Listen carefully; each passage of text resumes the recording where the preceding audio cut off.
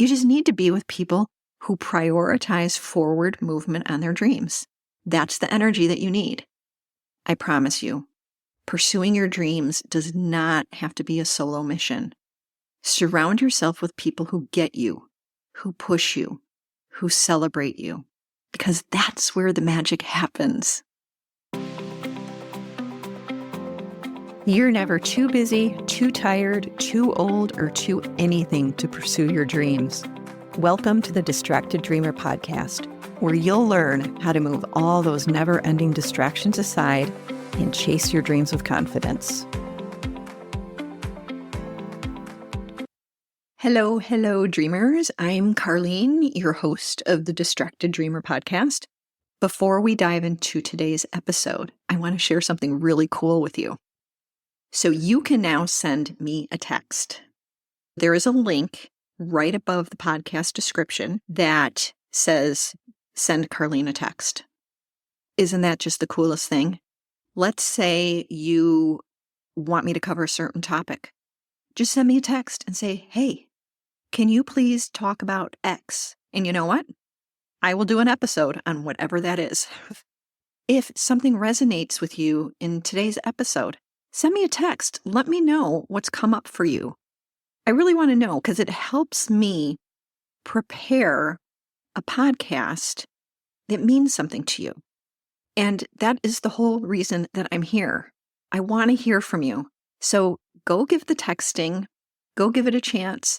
I will hear you, and I am going to put episodes out there that are based on what you need, on what you're going through at this time when it comes to your dreams. Okay, so now we're going to dive in. And if you're here listening to this episode, you might be feeling lonely or maybe not supported or seen or heard. And that's kind of an awful place to be. And I want you to know it's a lot more common than you think. So if you're going through this, I want to give you a big high five for showing up here for yourself today. And if you know someone who's struggling with loneliness, please share this episode with them. They will feel so cared for that you thought of them. So I have a question for you. Have you ever hit a huge milestone and you realized you had no one to truly celebrate it with? Chipping away at our dreams can feel real isolating. But here's the truth. You don't have to do it alone. And loneliness has become an epidemic, and it's messing with our mental health. It negatively impacts literally every area of our lives, especially the area of our dreams. And over the years, I've learned that the key to thriving in life and business, it wasn't about doing it all myself, but it is about creating a circle that lifts you up, of finding a group of people who support you, who inspire you, and to help you grow in ways that you never thought possible. So in today's episode, we're talking about how to stop doing it alone, how to build meaningful relationships and find like-minded people and nurture those connections even when life feels overwhelming. Now, if you've ever felt like you're cheering for everyone else, but no one's cheering for you, this episode is your reminder to prioritize connection. Because when we surround ourselves with the right people, incredible things can happen. But I get it. We feel like we can't keep up, and finding the time to prioritize connection, it seems like only a wish. And you deeply crave relationships and friendships. And yet you look around and you don't feel like there are people in your life who truly understand you or why you do what you do. They don't understand your dreams, your drive, or what lights you up. And it's so interesting to me because I feel like the world we live in today, in of itself, is incredibly isolating. And couple that with the experience where a lot of times you are carving your own path in this world. You are doing something unique that people from the outside looking in, they might not understand. And so when we couple that idea with a lot of what most of us battle, which is imposter syndrome, a lot of times we just tend to self-isolate. And it feels safer to just stay in our own little island and do the best that we can and figure it out all by ourselves. And I know that that is an experience because I've had it, and it's not just a unique experience for me. think it's something that a lot of us deal with. And on top of all of that, we're juggling multiple roles. Maybe you're a mom, maybe you're a partner, maybe you're trying to maintain the few friendships you have, and adding new friends just feels like more on your to-do list. But I do think that it is so important that we really prioritize and make space for real friendships and relationships, and to have a circle that understands you, that lifts you up, that shows up for you, and you show up for them. And this deep desire for community is something that I think a lot of us have, but we don't necessarily know how to create it. And maybe we see all the people on social media and we're like, how did they find their people? And where are my people? Or maybe you find yourself living in a small town where your closest friendships are in different cities. But regardless, I think that having a circle in your life of people who love you, who get you, who show up for you, and who support you is so incredibly important. So today, we're going to talk about 4 ways that you can start building a community. It doesn't have to be 100 people. I'm talking about a small community of people who get you, who get your dreams, who are excited for you, and people who you can do the same for them. All right, let's dive in. The first way to start building a community or creating connections is for you to lead the way of being open to learning and being authentic. Okay, what do I mean by that? So, have you ever gone to an event and everyone is just staying at the surface level? I've been to many events over the years, and it's always funny because the first few hours, I feel like everyone shows up as their best self. They're pretending their life is perfect and business is great, and maybe you're just standing there like, hey, I showed up at whatever this event is to get help, or to admit that I don't have all my crap together, or I need some support. And I've been in spaces like that where you show up and you're like, am I the only hot mess here? Am I the only person who doesn't have this figured out? And it's so funny to me because I've done this at so many different events where I just sit and watch people's interactions where we want to put our best foot forward. And for so many of us, we've been taught, show up as your best self. First impressions are so important. And I agree with all those things. But what's interesting is that if one person starts to authentically let other people in, a chain reaction often happens where all of a sudden everyone is cracking open, being more accessible, being more available, being more honest and authentic. And that is where real conversations happen and real friendships are born. And so tip 1 of this is that I want you to be cool with leading the way of being authentic and being open to learning. And if you are invited into spaces, whether they're virtual spaces like online communities or online courses, or they're in person like meetups, I want you to show up and poise yourself as a learner, not as a know-it-all, not someone who has it all figured out, and be willing to go deeper. I mean, I think this is real in so many facets of our lives. I remember when my oldest daughter left for college, I felt like someone ripped my left arm off. The emptiness in the house was crushing. I thought, what is wrong with me? I've always heard moms talk about, oh, what a relief it was when their kids left. And I was feeling like I dropped her off and left half my heart there with her. I couldn't go into her empty bedroom for weeks. And then I shared this with another mom. It wasn't even a close friend. It was just an acquaintance. And she totally validated what I was feeling. She was like, heck yeah, it sucks. So then I thought, why the heck don't we talk about the struggle part of our kids leaving home for the first time? So I started talking about it to my friends. And you know what? They all felt relief, like, oh, it is okay to feel this way. And we all felt better because we knew we weren't alone. And it's okay to have a great relationship with your kids and miss them when they leave. I didn't have to be fake and buy into the, oh, thank goodness my kid is out of here, because that was not my experience at all.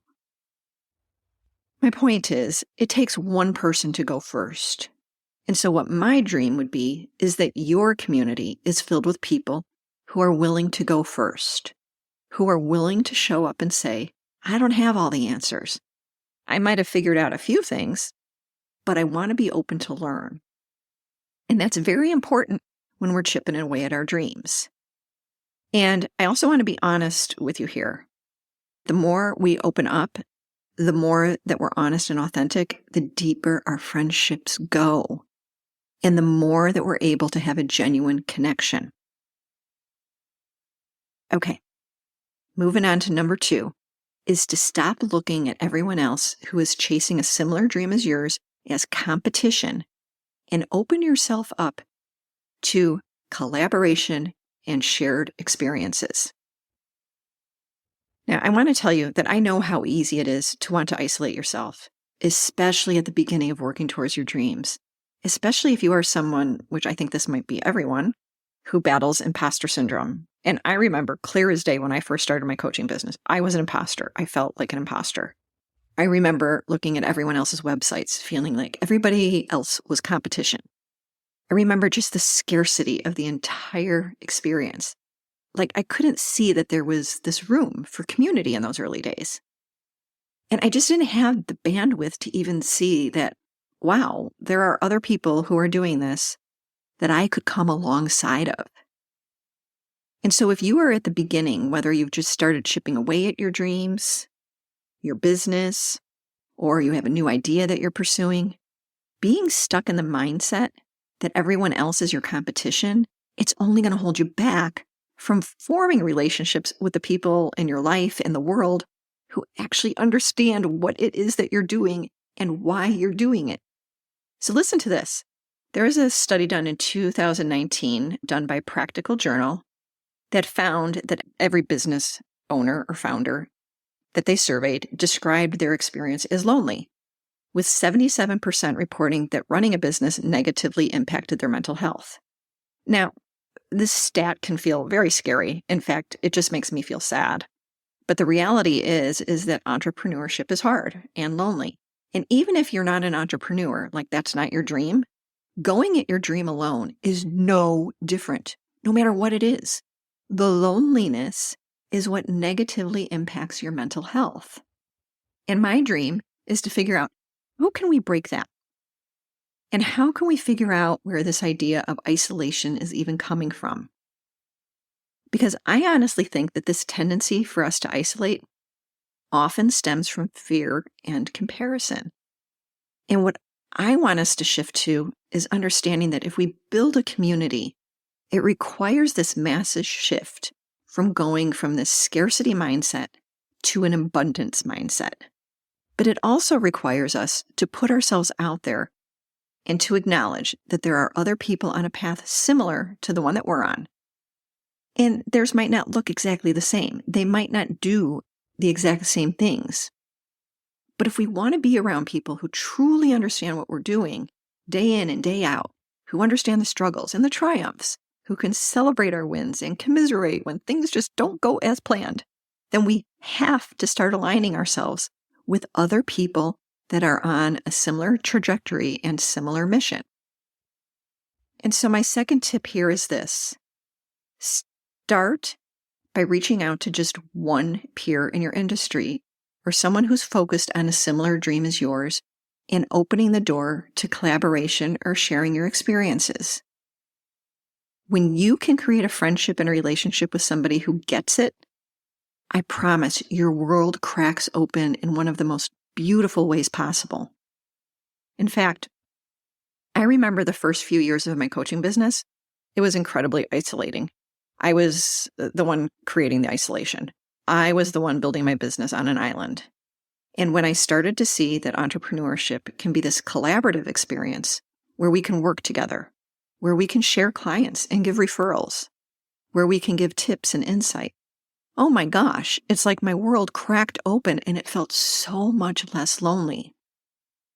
In fact, I met 2 other female coaches years ago at a conference when I was just starting out, and we just clicked.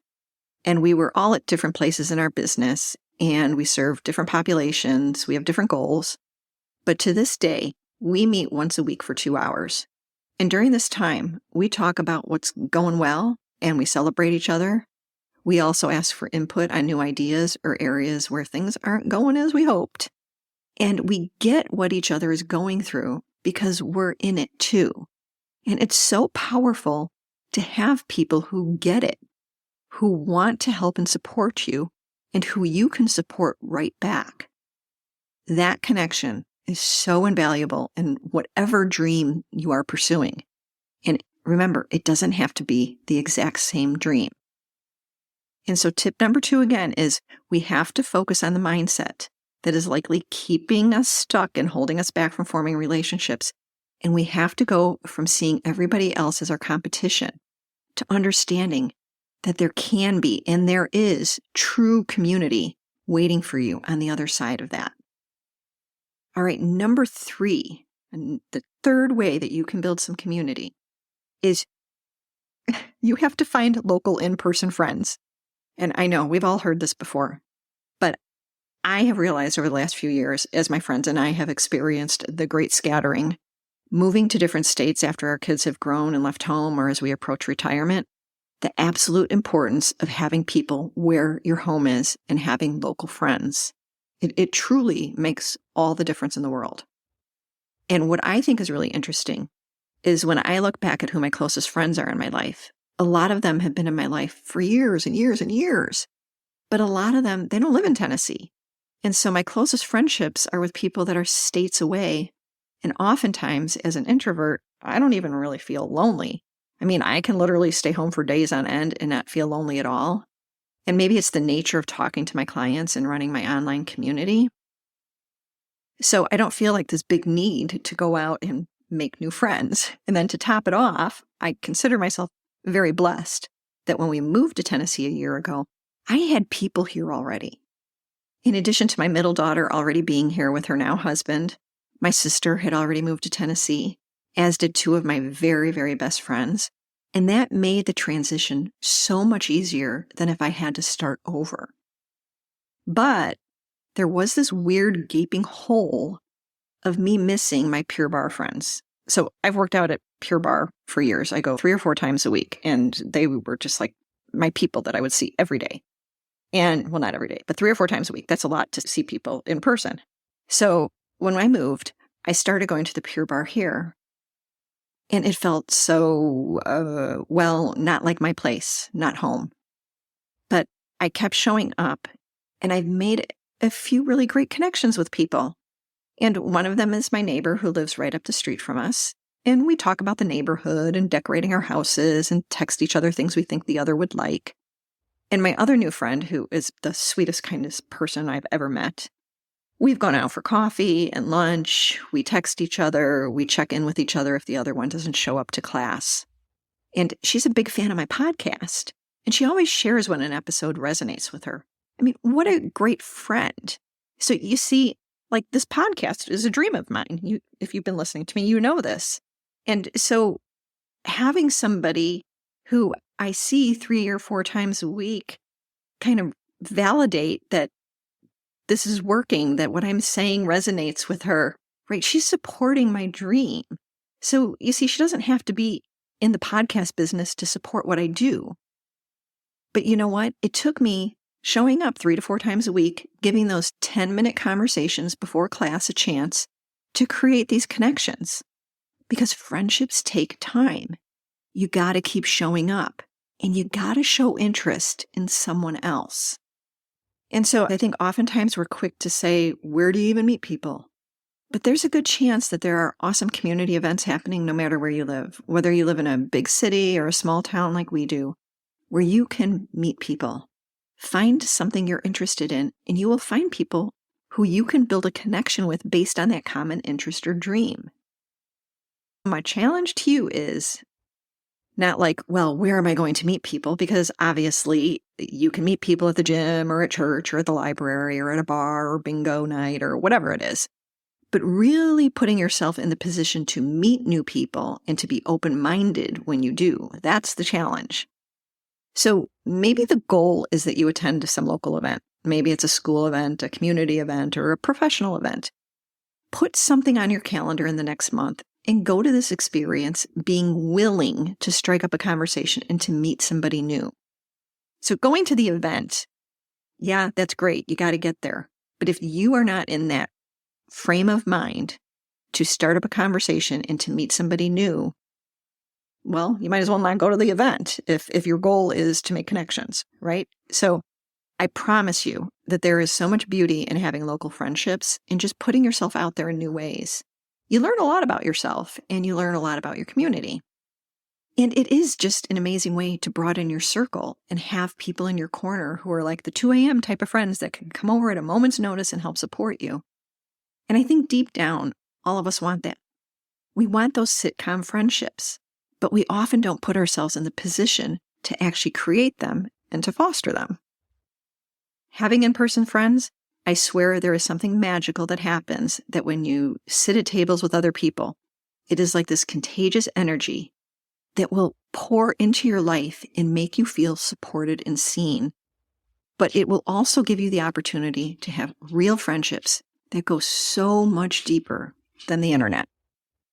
Speaking of which is the last way to start building your community, number 4, is to start putting yourself in places where your people are gathering, whether it's a mastermind or an event or an online community. And I just really think if we want to be in the right place at the right time, we have to be paying attention. We have to be intentional. We have to be putting ourselves in those places. And making the time and effort and investment in getting yourself into the right room, seated at the right table, and being fully present and all in different areas where you're poised to meet people and to build friendships and relationships, it's life-changing. So never underestimate the power of getting yourself into those types of rooms where you are ready to foster relationships. You're ready to show up authentically. You're ready to learn, or you're ready to teach, or you're ready to just have your life transformed. And again, it doesn't have to be this crazy investment. It could be absolutely free, where a peer group of people in your area get together and you share what's working and what's not working, and you create space to ask questions and maybe do a show and tell. So a really great example of this is in my Today I Can community. So people are chipping away at very different dreams in my community, be it building their therapy practice or writing a book or growing their landscape business or their coaching practice, navigating a dream move to another state or organizing their home. And whatever the dream is, we're all in there supporting each other. We're there every week, co-working together. We're getting coached on whatever people are struggling with. We're all there to celebrate each other's wins, to encourage each other, to hold each other accountable. You just need to be with people who prioritize forward movement on their dreams. Again, I'm going to say this again because it's so important. You just need to be with people who prioritize forward movement on their dreams. That's the energy that you need. You do not have to have the exact same dreams. And here's another cool thing that I've seen in my community is that some people have formed some really deep connections that they've even taken vacations together. Isn't that so cool? I think that is so cool. And it feels really good to me that I set this community up and that was kind of the catalyst for that friendship to form. That's very cool. Those are connections that really matter. And you make the connections that you want them to be. And if you don't want to be lonely, if you want to be heard, if you want to be celebrated and supported, you have to find that place that feeds that need. But just never underestimate the power of getting people together that are willing to authentically show up and share. That is where your circle is made. And I would argue, too, that this is especially critical for those of us who work from home. Listen to this stat. According to the New York Post, a recent study revealed that 25% of remote workers feel that their social skills have declined while working from home, which highlights the need for intentional social engagement. Meaning, just like I said, I could literally be home for days on end. And a lot of times, us introverts and us creative folks, we often don't put ourselves in rooms like that where we need to be social and we need to communicate and we need to put ourselves out there.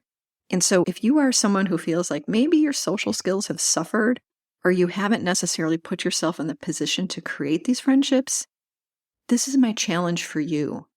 Because surrounding yourself with people who challenge and inspire you is 1,000% worth the investment of time, money, and effort. I will argue it until I'm blue in the face. So here's what I want you to do. do some research. Research and see if you can find a mastermind or a conference or a networking event or even a free Facebook community, or join my Today I Can community.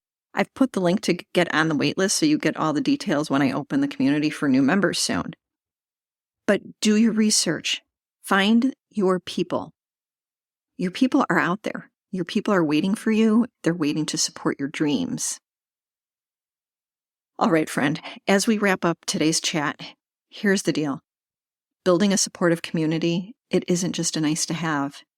I will argue it is a need to have, especially as we pursue our dreams. Having real and authentic connections, those are the ones that are going to give you the encouragement. They're going to give you fresh ideas. They're going to help you see the opportunities that you need in order to grow. Here is your official nudge. Swap the competition mindset for collaboration. Invest in the relationships that matter. Find your in-person friends. Put yourself in the position to make new friends. I promise you, pursuing your dreams does not have to be a solo mission. Surround yourself with people who get you, who push you, who celebrate you, because that's where the magic happens. So until next time, friend, remember that connections that you start building today can totally change your tomorrow. I love spending time with you here. And if today's episode sparked something for you, I'd love to hear about it. Leave a review, share it with a friend, or come chat with me on Instagram. And thank you so much for tuning in. And your dreams are waiting for you. Your time is now. And I can't wait to see you in the next episode.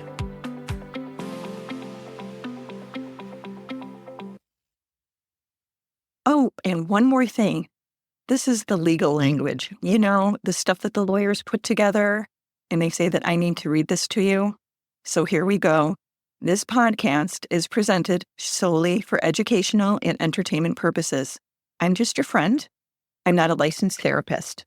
This podcast is not intended as a substitute for the advice of a physician, professional coach, psychotherapist, or other qualified professionals. Got it? Good. I will see you in the next episode.